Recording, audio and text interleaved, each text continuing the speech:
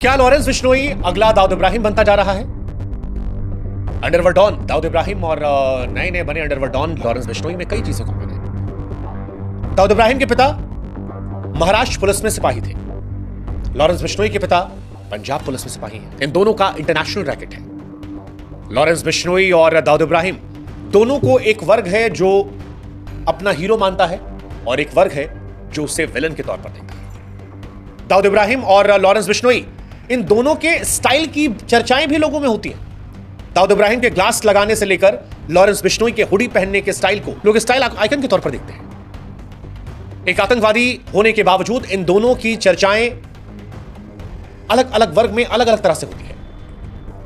दोनों ने इस जुर्म की दुनिया की शुरुआत मजबूरी में की थी, लेकिन फिर बाद में लगा कि जैसे वो फिल्मी कैरेक्टर था कि शुरू मजबूरी में किए थे, बाद में मजा आने लगा। लॉरेंस बिश्नोई को लेकर भी बॉलीवुड के डायरेक्टर्स में क्रेज है, वैसे ही जैसे दाऊद को लेकर था। रामगोपाल वर्मा का ट्वीट, एक लॉयर जो गैंगस्टर बन गया, जो बदला लेना चाहता था हिरन की हत्या का, एक सुपरस्टार से जिसके 700 से अधिक गुर्गे हैं, जो फेसबुक से रिक्रूट किए गए हैं, जिसने एक पॉलिटिशियन को मार दिया जो क्लोज फ्रेंड है एक स्टार का। पुलिस उसे पकड़ नहीं पाती क्योंकि वो आरोप लगता है कि गवर्नमेंट के प्रोटेक्शन में है एक जेल में। अगर किसी बॉलीवुड राइटर ने कभी इस कहानी का जिक्र किया होता तो लोग कहते हैं सबसे बकवास कहानी, ऐसा रामगोपाल वर्मा लिखते हैं। और रामगोपाल वर्मा जब लॉरेंस बिश्नोई पर लिखते हैं तो वो हैरान हो जाते हैं, क्योंकि वो कहते हैं कि मेरे 6.2 मिलियन फॉलोअर है, लेकिन जब मैंने देखा कि लॉरेंस को पढ़ने वालों की संख्या जो है वो मेरे फॉलोअर से ज्यादा है तो मैं हैरान था। मैं हैरान था इस बात को देखकर कि लॉरेंस की पॉपुलैरिटी इतनी ज्यादा कैसे है। ये पॉपुलैरिटी डॉन में तो दाऊद इब्राहिम की हुआ करती थी। क्या इंडिया में लोगों को विलेन पसंद है? क्या इंडिया में विलेन को भी लोग भाई बना लेते हैं? लॉरेंस को बहुत से लोग हीरोज बना रहे हैं, वैसे ही जैसे दाऊद को बना रहे थे। अरसे तक दाऊद को दो नजरियों से देखा गया। जबकि मुंबई हमलों में वो गुनहगार था, 90 के दशक में दाऊद था। बॉलीवुड की फिल्मों का इन दिनों रीमेक हो रहा है। बॉलीवुड में तमाम फिल्में जो 90 के दशक से चुराई जा रही हैं, वापस तोपी जा रही हैं। वैसे ही क्या दाऊद का जो 90 का दशक था वो अब लॉरेंस के दशक में तब्दील हो रहा है? क्या जैसे दाऊद पर फिल्में बनती थी वैसे ही अब लॉरेंस पर बनेंगी? ये सवाल इसलिए वो भी उठ रहा है क्योंकि लॉरेंस को लेकर रामगोपाल कहते हैं कि अगर आज के समय लॉरेंस बिश्नोई पर कोई फिल्म बना दी जाए तो ये सबसे बड़ी फिल्म हो सकती है।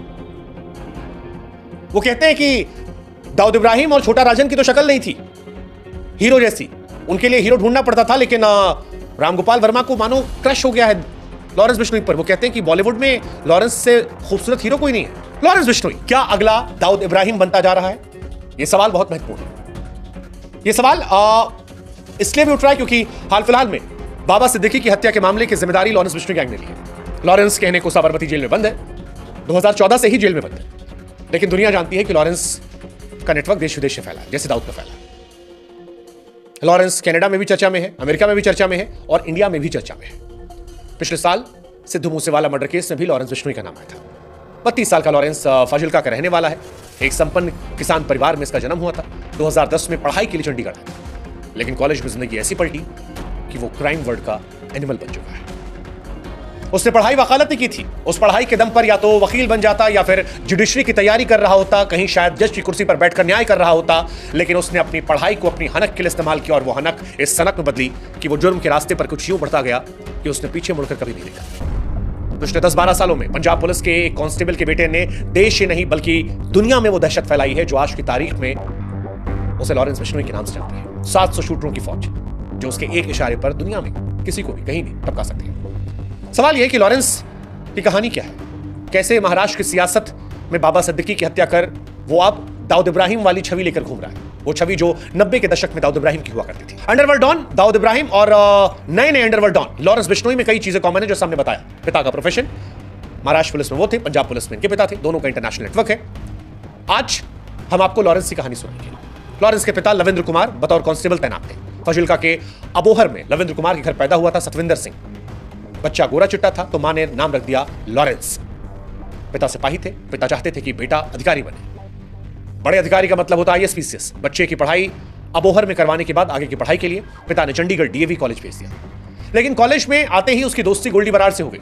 फिर कॉलेज में दोनों की दोस्ती की मिसालें दी जाने लगी। LLB की पढ़ाई के दौरान उसने छात्र राजनीति में हाथ आजमाने के लिए एक संगठन बनाया, नाम दिया सुप्पू, यानी कि student organisation of Punjab university. इस संगठन के बैनर तले लॉरेंस बिश्नोई ने साल 2010 में DAV में छात्र संघ का चुनाव लड़ा और विपक्ष में 2 और ग्रुप थे, उदय और दग का ग्रुप। लॉरेंस चुनाव हारा, इस हार के बाद कुछ महीनों के बाद कहा जाता है कि 11 फरवरी 2011 को लॉरेंस बिश्नोई और उदय सेहटक का ग्रुप आमने सामने टकराया। पहली बार चंडीगढ़ वहां पर फायरिंग होती है यूनिवर्सिटी में, और इसी फायरिंग के बाद लॉरेंस बिश्नोई ने क्राइम की दुनिया में अपना कदम रख दिया। फायरिंग का बदला फायरिंग से लेने की बात हुई, और फिर जो कहानी बढ़ी वो आज के लॉरेंस बिश्नोई की बनती है। इस घटना के बाद पहली बार लॉरेंस बिश्नोई के ऊपर मुकदमा दर्ज हुआ था, हत्या की कोशिश का मुकदमा। मामला गैर जमानती था, पहली बार उसे गिरफ्तारी हुई, जमानत पर रिहा हुआ। इससे पहले भी साल 2006 में सुखना में डिम्पी नाम के एक शख्स की हत्या हुई थी। उस केस में रॉकी का नाम आया था, जो लॉरेंस का करीबी था। लॉरेंस उस केस से तो बच गया, लेकिन 2011 में फिरोजपुर में एक फाइनेंशियल के साथ हुई लूटपाट में लॉरेंस का नाम आया। केस नहीं दर्ज हुआ। उदय सेहटक ग्रुप में मुठभेड़ के बाद लॉरेंस पुलिस के निशाने पर आया। 4 महीने के अंदर अवैध हथियार के साथ एक बार फिर से गिरफ्तार हुआ, फिर जमानत हुई। इस जमानत के 6 महीने बीतते बीतते लॉरेंस बिश्नोई पर एक ऐसा मुकदमा दर्ज हुआ जिससे वो पूरी तरह से जुर्म की दुनिया में चला गया। यह मुकदमा था 12 अगस्त साल 2012 को, थाना चंडीगढ़ सेक्टर 34। केस था हत्या की कोशिश, दंगा। जाहिर है यह मुकदमा गैर जमानती था। लॉरेंस फिर से गिरफ्तार हो गया। इस बार जब वो जमानत पर आया, इसके बाद हत्या, लूट, डकैती उस पर आरोप लगते रहे। वो जेल जाता रहा, जमानत पर बाहर आता रहा। इसी दौरान उसके मामा के 2 बेटों की हत्या हो गई। कहा जाता है कि हत्या करवाई थी गैंगस्टर रम्मी मशाना और हरियाणा जेल में बंद भटिंडा के हरगोबिंद सिंह ने, जो लॉरेंस बिश्नोई भी इनकी हत्या करना चाहता था, लेकिन जेल में बंद था। 17 जनवरी 2015 को पंजाब की खरड़ पुलिस उसे कोर्ट में पेशी के लिए जा रही थी, तब वो पुलिस को चकमा देकर फरार हुआ। फरारी के बाद वो खरड़ और दिल्ली होते हुए नेपाल गया। 60 लाख रुपए की विदेशी हथियार, बुलेट प्रूफ जैकेट खरीदी। पंजाब हरियाणा के आसपास आकर रम्मी मशाना की तलाश में लग गया ताकि उसकी हत्या कर सके। रम्मी मशाना की तलाश हो रही थी कि तभी फाजिल्का पुलिस ने उसे गिरफ्तार कर लिया। इस बार लॉरेंस बिश्नोई जेल गया तो उसने जेल में ही अपनी फौज बनानी शुरू कर दी। फरीदकोट जेल में बंद रहने के बाद उसके पास फोन, 40 सिम कार्ड आ गए। जेल से ही रंगदारी शुरू हो गया, कॉन्ट्रैक्ट किलिंग शुरू हो गया। इसी बीच कहा जाता है उसकी दोस्ती राजस्थान के डॉन आनंद पाल से भी हो गई थी। आनंद पाल का नेटवर्क भी इसे मजबूत करता रहा। आनंद पाल के जाने के बाद कहा जाता है कि उसके गैंग के लोग भी इसी गैंग में शामिल हो गए। अजमेर की घूगरा घाटी जेल है, जिसे काला पानी माना जाता है, जहां पर राज्य के कुख्यात अपराधी रखे जाते हैं। अपराधियों के लिए जेल सख्त मानी जाती है। यहीं पर आनंद पाल इस जेल पर पेशी पर फरार हुआ था। इसी जेल में राजस्थान के कुख्यात आनंद पाल गैंगस्टर शूटर्स भी हुआ करते थे। इसी जेल में लॉरेंस की मुलाकात आनंद पाल के भाई से हुई। आनंद पाल के एनकाउंटर मारे जाने के बाद जब उसका गुट कमजोर पड़ा, तब लॉरेंस ने ताकत दी। जिस अजमेर जेल में जाने से अपराधी खौफ खाते थे, लॉरेंस वहां मौज काटने लगा। मोबाइल मिल गया, पुलिस का समर्थन भी कहा जाता है उससे मिल गया, और कुछ ही दिनों के बाद लॉरेंस धीरे धीरे फोन से अपना रैकेट चलाने लगा और धीरे धीरे अपनी धाक को बढ़ाने लगा।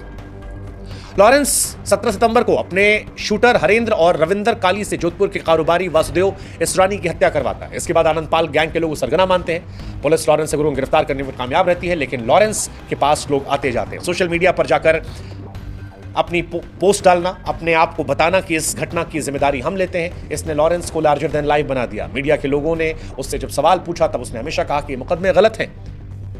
लॉरेंस कि अगर आप इंटरव्यूज देखेंगे तो हमेशा कहता है एक मासूम बच्चे की तरह कि पुलिस का क्या है सर, जो हाथ आ जाता है पुलिस पकड़ लेती है। मुझ पर आरोप लगाया, कल कोई और पकड़ा जाएगा उस पर लगा देंगे। मैं तो बालक स्टूडेंट हूं, आपराधिक मामलों से कोई लेना देना नहीं। अपराध क्या होता है? हालांकि सलमान खान को लेकर वो कहता है कि सलमान खान को मैं मारूंगा। सलमान जब तक माफी नहीं मांगेगा तब तक मैं उसे मारने की कोशिश करूंगा, कभी ना कभी तो सफल हो जाऊंगा। शुरुआत में लोगों को सलमान खान को दी जाने वाली धमकी लॉरेंस बिश्नोई की हवाबाजी लगती थी। लोग मानते थे कि शायद लॉरेंस इससे अपना नाम कमाना चाहता है, लेकिन वक्त बदला, दौर बदला। बाबा सिद्दीकी के बाद अब सलमान खान को दी जाने वाली धमकियों को लोग ज्यादा गंभीरता से ले रहे हैं।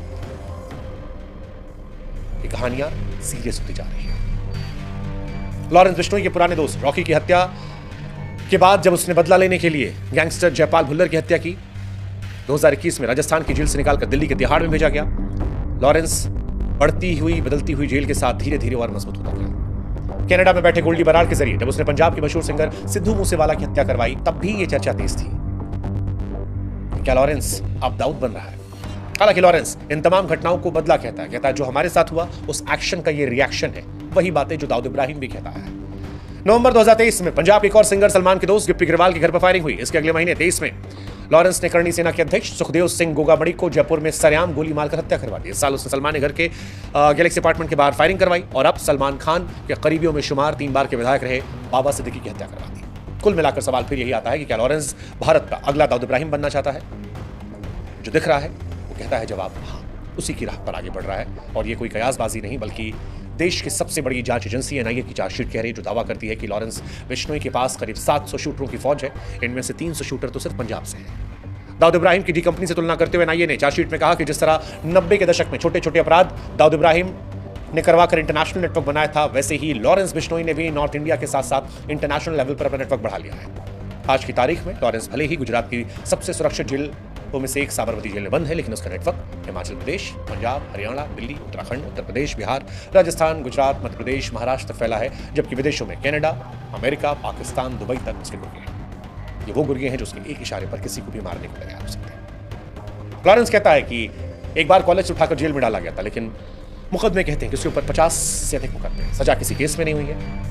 हर अपराधी की तरह लॉरेंस भी निकलना चाहता, लेकिन लॉरेंस कहता है कि यही मेरी जिंदगी है, यही मेरी हकीकत है, अब इतने आगे आ गए हैं कि पीछे नहीं आ सकते।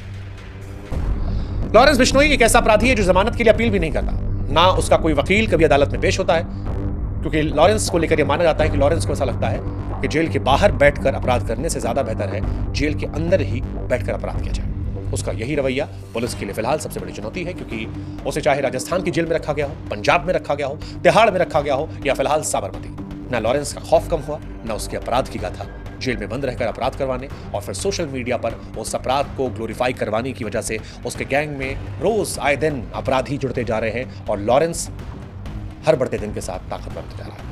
हालांकि लॉरेंस को मानने वाले कहते हैं कि लॉरेंस अपराधी नहीं, समाज सेवी है। लॉरेंस के इंटरव्यूज को देखकर लगता है कि वाकई में वो अपराधी नहीं, एक समाज सेवी या समाज का प्रताड़ित किया हुआ व्यक्ति है। लॉरेंस की जो फेसबुक अकाउंट है, अगर वो सच है, उसके अपने हैं, तो वो कहता है डिफरेंट स्टाइल में समाज सेवा। लॉरेंस वो व्यक्ति है जो अपने आप को राष्ट्रभक्त कहता है। लॉरेंस अपने आप को राष्ट्रभक्त कहने के साथ भगत सिंह को आदर्श मानता है, और शायद यही वजह है कि वो किसी का भाई है और किसी के लिए विलन है। किसी के लिए हीरो बन जाता है तो कोई उसे आतंकवादी की श्रेणी में रखता है। लेकिन लॉरेंस की ये सारी बातें उसे दाऊद इब्राहिम से कहीं ना कहीं जोड़ती हैं। क्या जो 90 के दशक में दाऊद था, वो 21वीं सदी में लॉरेंस है? कैसे आप देखते हैं?